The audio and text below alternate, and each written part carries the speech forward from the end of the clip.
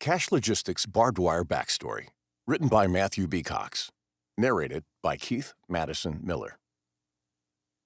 I'm not a religious person. It's not that I'm an atheist or even agnostic. I'm just anti-organized religion, so I didn't want to prejudice the reader by placing this subsection of Hjalmar's interview, what I've dubbed a barbed wire backstory, with the Cash Logistics synopsis. For me, it's not a true crime story with a religious underlining. But I could be wrong. I've been wrong before. During the writing of Cash Logistics, several things happened. Once, Hjalmar told me he was participating in the writing of a story in the hope it would serve God in some way, which seemed like a strange thing for an armed robber to say. Hjalmar also asked me to try not to sensationalize the story.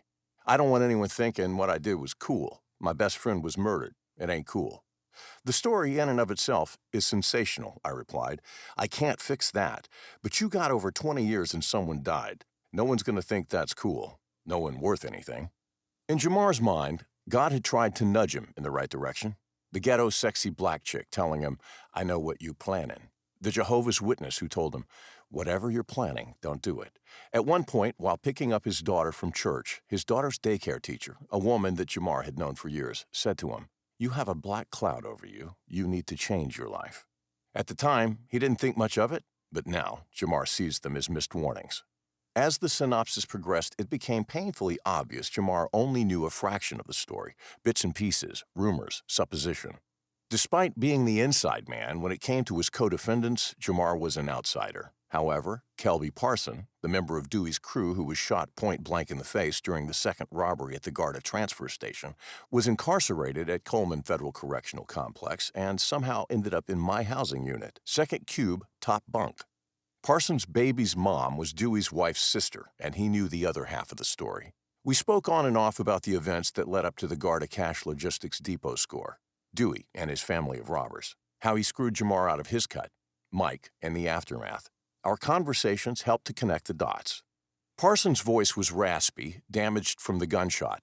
At times, he seemed in pain, although he was always willing to talk. I think Parson found my interest in his life entertaining. As armed robbers go, Parson seemed like a nice guy. He was friendly and polite.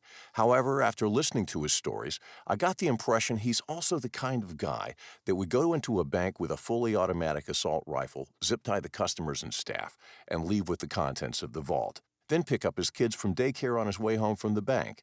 And if you pointed out the inconsistency, he wouldn't know what you're talking about. At one point, in the middle of telling Parson about the night Hjalmar sat within feet of the man who may have killed his best friend, Parson said, that wasn't the guy that did Mike Sheffield. Melvin did Sheffield for Dewey. Keep in mind, I'd been acting under the assumption that no one but Dewey knew the identity of Mike's murderer. He admitted to hiring someone to kill Sheffield to multiple people, but he never gave up the shooter's name. I flipped through my notes and found Dewey's family tree. His wife, Shanti Hollis' brother, was Willie Melvin Hollis. Why couldn't it have been Melvin in the strip club? Parson shrugged.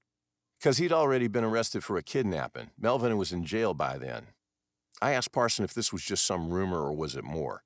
I have no doubt that he never thought his admission would make it into print. Parson gave me a sideways grin and replied, it was Melvin, but that's all he would say.